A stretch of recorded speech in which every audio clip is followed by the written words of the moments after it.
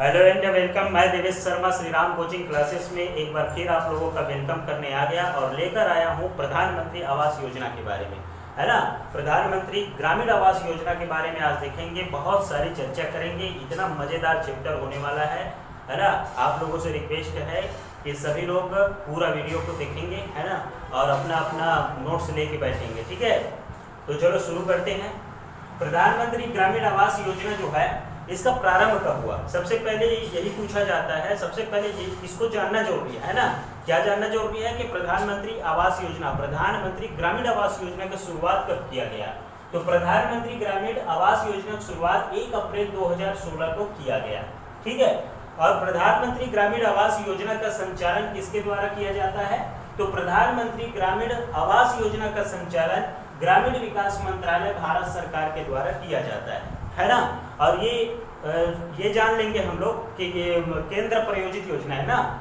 छत्तीसगढ़ शासन के द्वारा इसको नहीं चलाया जाता, बल्कि छत्तीसगढ़ शासन के द्वारा अनुपात में अंशदान रहता है कुछ, लेकिन ये केंद्र प्रायोजित योजना है। केंद्र है कि राज्य वाला है, ये देखने के लिए ये देखेंगे सबसे पहले प्रधानमंत्री ग्रामीण आवास योजना, इसमें प्रधानमंत्री लगा है। अगर राज्य सरकार की योजना कहीं रहती या ऐसा कोई भी योजना रहता है जो राज्य सरकार का है, उसमें मुख्यमंत्री जुड़ा रहता है, ठीक है, उसको ध्यान देंगे। तो संचालन किसके द्वारा किया जाता है? ग्रामीण विकास मंत्रालय भारत सरकार के द्वारा इसका संचालन किया जाता है। उद्देश्य क्या है? प्रधानमंत्री ग्रामीण आवास योजना का उद्देश्य क्या है? तो इसका उद्देश्य है वर्ष 2022 तक ग्रामीण क्षेत्रों में बेघर एवं कच्चे मकानों में रह रहे परिवार को, है ना, एक बार देखेंगे शुरू से। वर्ष 2022 तक ग्रामीण क्षेत्रों में बेघर एवं कच्चे मकानों में रह रहे परिवार को स्वयं का आपदा रोधक एवं पक्का मकान उपलब्ध कराना प्रधानमंत्री ग्रामीण आवास योजना का उद्देश्य है ना। 2022 तक ये मकान बनाने वाला, जो आवास बनाने वाला लक्ष्य है, इसको पूरा करना है। सीधा सी बात याद रखेंगे, मकान उपलब्ध कराना इसका उद्देश्य है। कब तक कराना है? 2022 तक। पात्रता कौन रखेंगे प्रधानमंत्री ग्रामीण आवास योजना में? तो पात्रता देख लेते हैं एक बार। 4 पॉइंट में है पात्रता। सबसे पहले ये देखेंगे कि गरीबी रेखा से नीचे जीवन यापन करने वाले आवासहीन परिवार इसके पात्र होंगे, है ना। कौन होंगे? गरीबी रेखा से नीचे जीवन यापन करने वाले आवासहीन परिवार प्रधानमंत्री ग्रामीण आवास योजना के पात्र होंगे।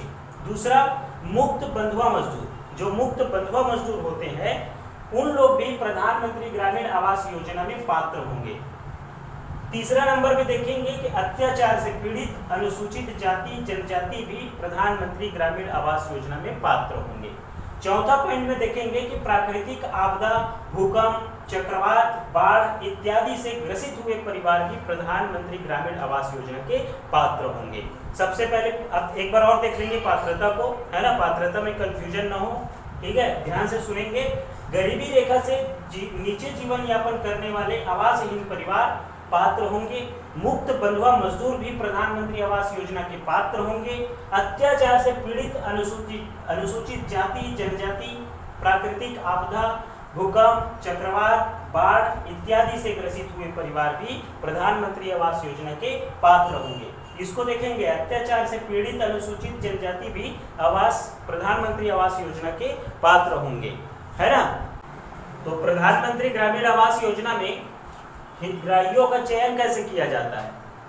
प्रधानमंत्री आवास योजना जो ग्रामीण है, उसमें उसका आधार ये है, हितग्राहियों के चयन के लिए आधार ये है कि आवासों की कमी, सामाजिक, आर्थिक, जाति जनगणना, जिसको SECC भी बोला जाता है ना, ऑप्शन में ये भी देखने को मिल सकता है, SECC, आवासों की कमी, सामाजिक, आर्थिक, जाति जनगणना, SECC 2011 के आधार पर ग्राम सभा के अनुमोदन के द्वारा हितग्राहियों का चयन किया जाता है ना। इसको कहीं पूछे प्रश्न बना करके तो याद रखेंगे, SECC 2011 आधार है ना, और इसी आधार पर हितग्राहियों का चयन किया जाता है। किसके अनुमोदन पर? ग्राम सभा के अनुमोदन पर हितग्राहियों का चयन किया जाता है। आधार क्या रखा गया है? SECC 2011, है ना। और ये SECC क्या होता है? आवासों की कमी, सामाजिक, आर्थिक, जाति जनगणना, है ना। सूची निर्धारण कैसे किया जाएगा? तो प्रधानमंत्री ग्रामीण आवास योजना में सूची का निर्धारण भारत सरकार के आवास पोर्टल से कहां से? भारत सरकार के आवास पोर्टल से प्राप्त परिवारों की सूची व ग्राम सभा के सत्यापन पर अपीली समिति के अनुमोदन उपरांत स्थायी प्रतीक्षा सूची का निर्धारण किया जाता है ना। पहले सबसे पहले क्या करेंगे? भारत सरकार के आवास पोर्टल से ठीक है, कहां से प्राप्त करेंगे सूची को? भारत सरकार के आवास पोर्टल से प्राप्त करेंगे परिवारों की सूची को, और फिर ग्राम सभा के सत्यापन पर ग्राम सभा से सत्यापन होगा फिर, और सत्यापन के बाद अपीली समिति के अनुमोदन, है ना। 3 चीज देखा जाएगा। सबसे पहले क्या देखा जाएगा? भारत सरकार के आवास पोर्टल, और आवास पोर्टल से प्राप्त करके फिर परिवारों की सूची को ग्राम सभा के द्वारा सत्यापन किया जाएगा, और उसके बाद फिर अपीली समिति के अनुमोदन के उपरांत, अपीली समिति जब अनुमोदन कर लेंगे, फिर स्थायी प्रतीक्षा सूची का निर्धारण किया जाता है ना। तो सूची निर्धारण कैसे किया जाता है ये समझ में आया होगा, है ना। थोड़ा से ध्यान देंगे इसमें। सूची निर्धारण एक बार फिर बता रहा हूं मैं, भारत सरकार के आवास पोर्टल से प्राप्त परिवारों की सूची व ग्राम सभा के सत्यापन पर अपीली समिति के अनुमोदन उपरांत स्थायी प्रतीक्षा सूची का निर्धारण किया जाता है ना। और सबसे इम्पोर्टेंट है प्रधानमंत्री आवास योजना जो ग्रामीण है, उसमें ये देखिए अंशदान कैसा रहता है, केंद्र और राज्य का अंशदान, है ना। ये तो वैसे किसी को इस दूर दूर से प्रधानमंत्री आवास योजना का कोई वास्ता नहीं है, उन लोग भी जानना चाहते हैं कि केंद्र और राज्य का अंशदान कितना है आवास में, है ना। अभी कोई बुजुर्ग होगा जो राजनीति में बहुत ज़्यादा इंटरेस्ट रखते हैं, उन लोगों से पूछ के देखना कि केंद्र कितना देता है और राज्य कितना देता है ना, दोनों मिलाकर के प्रधानमंत्री आवास योजना ग्रामीण में अंशदान क्या है, तो उन लोग बता देंगे, है ना। इसको ध्यान देंगे। अंशदान ऐसा है कि अगर कहीं मैदानी क्षेत्रों में आवास की बात करें, प्रधानमंत्री ग्रामीण आवास योजना अगर मैदानी क्षेत्रों में बात करें, तो मैदानी क्षेत्रों में 60:40 केंद्र द्वारा कितना दिया जाता है? 60, और राज्य द्वारा 40। तो कहा जाए तो 60:40 का अनुपात अंशदान आईएपी क्षेत्रों में, तो आईएपी क्षेत्रों में 90:10 का अनुपात रहता है, केंद्र का 90 रहता है और राज्य का 10 रहता है ना। तो अंशदान समझ में आया होगा, है ना। प्रधानमंत्री ग्रामीण आवास योजना में जो मैदानी क्षेत्र है, वहाँ केंद्र और राज्य का जो अंशदान का अनुपात है वो 60:40 है, ठीक है। और जो पहाड़ी क्षेत्र है, आईएपी क्षेत्र है, मैं उस दिन आईएपी क्षेत्र के बारे में बताया था, है ना। और प्रधानमंत्री आवास योजना ग्रामीण में 14 जिलों को आईएपी जिला घोषित किया है ना। और उस दिन जो मैं बताया था मिलेट मिशन के अंतर्गत, उसमें आईएपी जिला 4 जिला था, है ना। तो आईएपी जिला वही है जहाँ मैं बताया था उस दिन, दुर्गम पहाड़ी क्षेत्र, नक्सल प्रभावित क्षेत्र, उसको आईएपी जिला बोला जाता है। आईएपी क्षेत्रों में प्रधानमंत्री आवास योजना ग्रामीण के तहत अंशदान का अनुपात कितना रखा गया है? 90:10, 90 केंद्र के द्वारा और 10 राज्य के द्वारा है, ठीक है। अच्छे से ध्यान देंगे इसको। तो प्रधानमंत्री आवास योजना ग्रामीण आवास योजना में प्राथमिकता क्रम निर्धारण देख लेंगे। प्राथमिकता, है ना, किन किन लोगों को प्राथमिकता दिया गया है। 2021-22 में योजना अंतर्गत पात्र हितग्राही की प्राथमिकता का क्रम निर्धारण निम्न पैमानों के आधार पर होगा, है ना। किन किन पैमानों के आधार पर होगा? ये प्राथमिकता जो है आवास में जो पात्र है, जिन लोगों का नाम सूची में निर्धारण करना है ना, तो मतलब किस टाइप के होंगे, वो हितग्राही कैसा होगा, है ना। कुछ ना कुछ तो आधार होगा ना, कुछ ना कुछ तो पैमाना होगा। तो उसी पैमानों पर आज बात करेंगे कि प्राथमिकता क्रम का निर्धारण कैसे किया जाता है आवास के लिए, है ना, प्रधानमंत्री ग्रामीण आवास के लिए। तो इसमें 5 बिंदु दिया गया है और 5 बिंदु के आधार पर फिर इसका प्राथमिकता क्रम का निर्धारण किया जाता है ना। तो सबसे पहले बात करेंगे स्वतः शामिल परिवार, है ना। ऐसे परिवार होंगे जैसे एक परिवार हो गया और सभी परिवारों की जो सूची है परिवार करके, ये परिवार को पहले प्राथमिकता दिया जाता है ना। 100% है प्राथमिकता, है ना। ये भी देख लेंगे कितना % प्राथमिकता दिया जाएगा स्वतः शामिल परिवार को। तो 100% स्वतः शामिल परिवार को इसमें प्राथमिकता दिया जाएगा, है ना। दूसरा बिंदु क्या है? तो कच्ची दीवार, छत, एक कमरा एवं निःशक्त परिवार, है ना। ऐसे व्यक्ति होंगे, ऐसे परिवार होंगे, कच्ची दीवार होगा या फिर छत भी कच्चा होगा, या फिर ऐसा होगा कि कमरा एक ही कमरा होगा, है ना, तो ऐसे, या फिर निशक्त परिवार होगा, है ना, ध्यान देंगे, कच्ची दीवार होगा, छत कच्चा होगा, है ना, एक कमरा होगा या फिर निशक्त होगा, ऐसे परिवारों को भी 100%, है ना, 100% इसमें प्राथमिकता दिया जाएगा। ठीक है, कितने प्रतिशत? 100% ऐसे परिवार को भी, कच्ची दीवार, है ना, छत और निशक्त एक कमरा वाले परिवार, ऐसे परिवारों को 100% तक की प्राथमिकता दी जाएगी। ठीक है, तीसरा बिंदु बात करेंगे शून्य कमरे वाले परिवार, है ना। शून्य कमरा तो समझ में आ ही रहा होगा, है ना, जिसके पास कमरा ही नहीं है और ऐसे परिवार हैं, तो उन लोगों को 100% तक की प्राथमिकता दी जाएगी प्रधानमंत्री ग्रामीण आवास योजना के तहत। ठीक है, ध्यान देंगे, तीसरा बिंदु क्या है? शून्य कमरे वाले परिवार भी 100% तक की प्राथमिकता दी जाएगी, है ना। अब चौथा बिंदु बात करेंगे कच्ची दीवार, छत, एक कमरा एवं, है ना, शुरू से देखेंगे, कच्ची दीवार हो, छत हो या फिर एक कमरा हो, और उसी परिवार में महिला मुखिया वाले परिवार, है ना, जहाँ की मुखिया, जिस परिवार की मुखिया महिला हो, है ना, और जहाँ 16 से 59 वर्ष के बीच की आयु का कोई पुरुष सदस्य न हो, ऐसे परिवारों को प्रधानमंत्री ग्रामीण आवास योजना के तहत 40% तक की प्राथमिकता दी जाएगी। कितने प्रतिशत प्राथमिकता है ऐसे परिवार को? 40%, है ना। एक बार ध्यान देंगे, और कच्ची दीवार, छत, एक कमरा एवं महिला मुखिया वाले परिवार जहां 16 से 59 वर्ष के बीच की आयु का कोई पुरुष सदस्य नहीं हो, है ना, ऐसे परिवारों को प्रधानमंत्री ग्रामीण आवास योजना के तहत 40% तक की प्राथमिकता दी जाएगी। पांचवा बिंदु देखेंगे, कच्ची दीवार, छत, एक कमरा, भूमिहीन, दिहाड़ी मजदूरी, है ना। क्या समझे इससे? कच्ची दीवार हो, ऐसे परिवार जिसका कच्ची दीवार हो, छत हो या फिर एक कमरा हो, या फिर ऐसे परिवार हो जो भूमिहीन, दिहाड़ी मजदूरी से अपना जीवन यापन करने वाले हो, तो ऐसे परिवारों को 60% तक के प्रधानमंत्री ग्रामीण आवास योजना के तहत प्राथमिकता दी जाएगी। ठीक है, इसको ध्यान देंगे थोड़ा सा, प्राथमिकता क्रम निर्धारण, इससे प्रश्न बन सकता है ना। तो प्रधानमंत्री ग्रामीण आवास योजना में आवश्यकता क्या रखा गया है? आवश्यकता का क्या प्रावधान है? तो न्यूनतम 25 वर्ग मीटर का आवास के लिए जगह निर्धारित हो। सबसे पहली आवश्यकता क्या होगा? प्रधानमंत्री ग्रामीण आवास योजना में न्यूनतम 25 वर्ग मीटर का आवास के लिए जगह निर्धारित होना चाहिए, है ना, जहां आवास बनाया जाएगा। दूसरा बात, आवश्यकता में ये देखेंगे कि टिकाऊ आवास के साथ साथ कम से कम एक कमरा होना चाहिए, पक्की छत होना चाहिए और स्वच्छ रसोई घर होना चाहिए एवं शौचालय उपलब्ध होगा, है ना। इसमें आवश्यक चीज रखा गया है।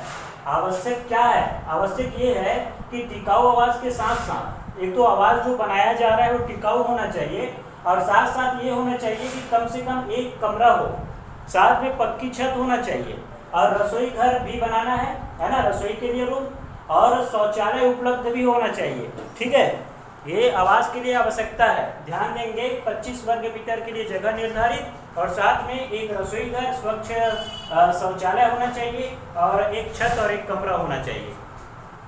सहायता राशि के बारे में बात करेंगे। बहुत लोगों को कंफ्यूजन रहता है सहायता राशि में, थोड़ा सा ध्यान देंगे इसको। सहायता राशि सामान्य क्षेत्रों में 1,20,000 रुपए दिया जाएगा। कितना दिया जाएगा? 1,20,000 रुपए, है ना। कई लोगों का कहना ये था कि सर 1,20,000 कम हो रहा है, हम लोगों का आवास आया था, मैं कमेंट देखा हूँ, है ना, मैं पिछले बार जब क्लास लिया था तो ऐसा कमेंट आया था कि 1,20,000 कम होता है ना। हम लोगों के घर में आवास आया था, है ना, वो क्या बताया, अपने दादाजी का नाम बताया, तो वो बता रहा था 1,47,000 रुपया टोटल मिला था। सही बात है ना, 1,47,000 कुल मिलता है टोटल, है ना। तो अभी मैं शौचालय के इसमें नहीं जोड़ रहा हूँ, है ना, जो शासन की तरफ से मिलता है, केंद्र और राज्य की तरफ से, है ना, उसको बता रहा हूँ मैं। 1,20,000 रुपए सामान्य क्षेत्रों में, और नक्सल पीड़ित क्षेत्र जो है IAP जिला, है ना, वहाँ 1,30,000 रुपए मिलता है सहायता राशि, और इसको किस्तों में बांटा गया है ना, एक साथ नहीं दिया जाता। ये राशि जो है प्रधानमंत्री ग्रामीण आवास योजना में, इसको एक साथ नहीं दिया जाता, इसको किस्तों में बांटा गया है। कितना किस्त दिया जाता है, कितने किस्तों में पूरा राशि मिलता है? तो 3 किस्त दिया जाता है। प्रथम किस्त में सामान्य जिलों में सामान्य क्षेत्र में 48,000 रुपये, और दूसरा किस्त अगर सामान्य क्षेत्र में देखा जाए तो 48,000 रुपये, दोनों बार 48,000 रुपये, और तीसरा किस्त देखेंगे तो 24,000 रुपये, है ना। तीनों को जोड़ लेंगे, तीनों को जब जोड़ेंगे तो हो जाएगा 1,20,000 रुपया, है ना। 48, 96, 96 और 24, है ना, 120, 1,20,000 रुपया सामान्य क्षेत्र में मिलता है। कितने किस्तों में? 3 किस्त है। बहुत आसान है। प्रथम किस्त में 48,000, द्वितीय किस्त में फिर 48,000 और तृतीय किस्त में 24,000 रुपए। आईएपी क्षेत्र में देखेंगे, इसमें भी 3 किस्तों में मिलता है।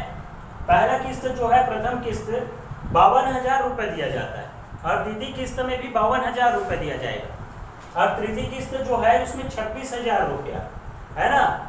एक बार जोड़ के देख लेंगे, 52, 104 और 26, 130, है ना, 1,30,000 रुपया कुल, है ना। और ये याद रखेंगे, अन्य सहायता शौचालय निर्माण हेतु 12,000 रुपया दिया जाता है। तो दोनों में 12,000 रुपये को ऐड करेंगे, 12,000 रुपये हो गए, 1,20,000 सामान्य क्षेत्रों में, तो 12,000 शौचालय का ऐड करेंगे, कितना हो गया? 1,32,000 रुपया, है ना। और उसी 12,000 को आईएपी क्षेत्र में ऐड करेंगे 1,30,000 में, तो कितना हो गया? 1,42,000 रुपया, है ना। अभी भी पूरा नहीं हुआ है, 1,47,000 बताया था, है ना। तो देखेंगे, इसमें मैं पिछले बार वीडियो लेक्चर में ये भी बताया था कि मनरेगा के तहत इसमें रोजगार भी दिया जाएगा प्रधानमंत्री ग्रामीण आवास योजना में। तो 15,000 रुपये दिया जाएगा। आईएपी क्षेत्रों में भी 15,000 रुपया, और उसमें भी, है ना, सामान्य क्षेत्रों में, सामान्य क्षेत्र में 15,000 रुपया मजदूरी का दिया जाएगा, है ना, मनरेगा के तहत। तो 1,32,000 तो हो गया था सामान्य क्षेत्रों में, तो 1,32,000 में 15 अगर ऐड कर देंगे तो हो गया ना 1,47,000 रुपया, है ना। टोटल 1,47,000 रुपया हो गया। और इसमें ऐड कर देंगे 1,32,000, 1 लाख कितना हुआ था? 1,42,000 रुपया। इसमें 15,000 ऐड कर देंगे, कितना हो जाएगा? तो ये हो जाएगा 1,57,000। लेकिन याद रखेंगे, आईएपी क्षेत्र में टोटल जो राशि है 1,58,000 रुपया मिलता है ना। खास बात ये याद रखेंगे, अगर हितग्राही चाहे तो, अब कई बार ऐसा हो जाता है कि उतना पैसे में नहीं बन पाता, है ना। तो ऐसा योजना के तहत ऐसा प्रावधान भी किया गया है कि हितग्राही को बैंक से 70,000 रुपये का लोन भी मिल सकता है ना। 70,000 रुपये तक के ऋण लेने का भी प्रावधान इसमें है ना। याद रखेंगे, हितग्राही को आवश्यकता होने पर 70,000 रुपये तक बैंक ऋण भी लेने का, बैंक ऋण प्राप्त करने का भी प्रावधान रखा गया है प्रधानमंत्री ग्रामीण आवास योजना में। ठीक है। और अब कुल राशि बताऊंगा मैं। कुल राशि कितना हो गया? सामान्य क्षेत्रों में 1,47,000 रुपए, और आईएपी क्षेत्रों में कितना हो गया? 1,58,000 रुपए, है ना।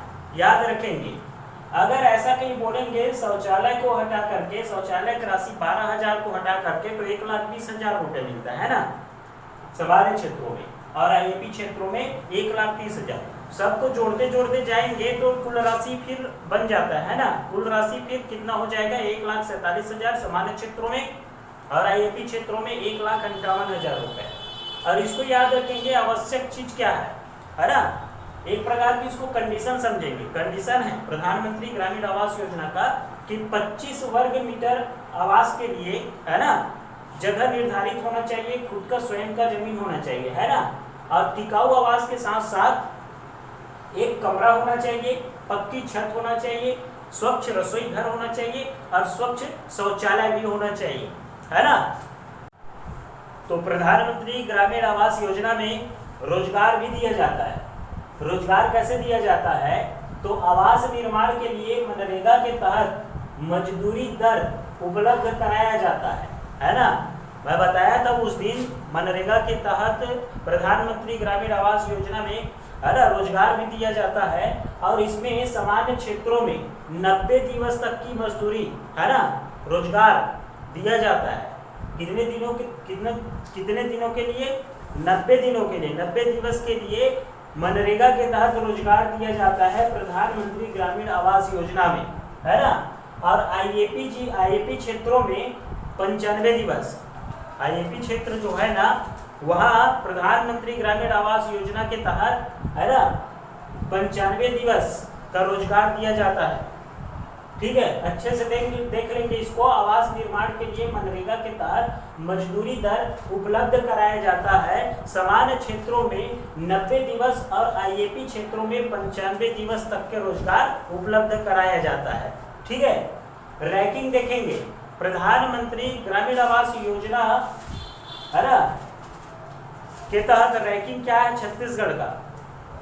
योजना अंतर्गत भारत सरकार के परफॉर्मेंस इंडेक्स रैंकिंग के अनुसार प्रथम चरण में छत्तीसगढ़ का प्रथम स्थान था, है ना, पहला स्थान था छत्तीसगढ़ का प्रथम चरण में। जब प्रधानमंत्री ग्रामीण आवास योजना का प्रथम चरण चालू हुआ तो भारत सरकार का एक रैंकिंग है ना, वो रैंकिंग क्या है, परफॉर्मेंस इंडेक्स रैंकिंग, है ना, उसके अनुसार छत्तीसगढ़ का प्रथम स्थान था।